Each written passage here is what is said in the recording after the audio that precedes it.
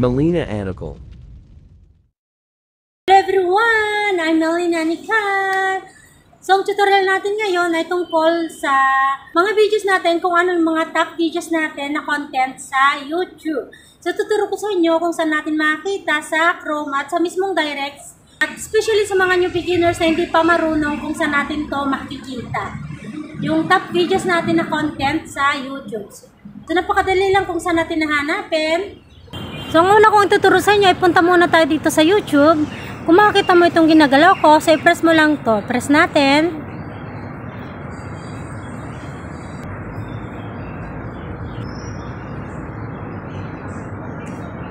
So, ngayon nandito na tayo. So, kung makikita mo yung profile ko sa taas, yung nasa kanan, yung napakaganda ko doon.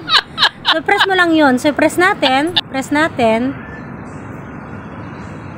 Then, kung makikita mo na meron tayo dito sa baba na YouTube Studio. So, i-press mo lang tong YouTube Studio. So, i-press natin to. Press natin. So, nandito na tayo. So, ganito makikita mo. May makikita ka dito sa baba na dashboard, content, analytics, comments, and earn. And then, punta ka lang dito sa analytics. So, press natin tong analytics. So, dito na tayo. So, napakadali lang kung saan mo makita. So, kung makita mo itong top content na to, so, makikita mo dito yung mga top videos mo na ginawa mong content. So, nandito na yung mga videos natin. So, may nakalagay dito na top content. So, ito yung nagtatap ng mga videos nyo ngayong month ng September. So, yung ngayon na ituro ko naman sa inyo, ay punta tayo sa Chrome kung saan natin makita ang mga top list ng mga top content nating mga videos. So, mag-exit tayo dito, guys. So, tandaan nyo, mag-exit tayo dito. Then kung makita mo itong Chrome na ginagalaw ko, so i-press mo lang to. Press natin. And then punta ka lang dito sa search or type web address. So i-type lang natin dito, type natin ang studio.youtube.com. So kung makita nyo, nandito na siya sa taas. YouTube Creator Studio, studio.youtube.com. So i-press mo lang to, press natin.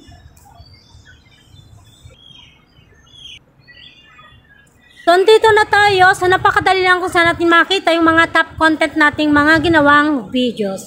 Dito yung mga top videos natin. So, ito yung ginagalaw ko. So, i-full screen natin para makita nyo. Press mo lang tong top videos. So, ito yung mga dumadaming mga views sa yung mga top videos. Press natin tong Go to Channel Analytics. So, press natin to.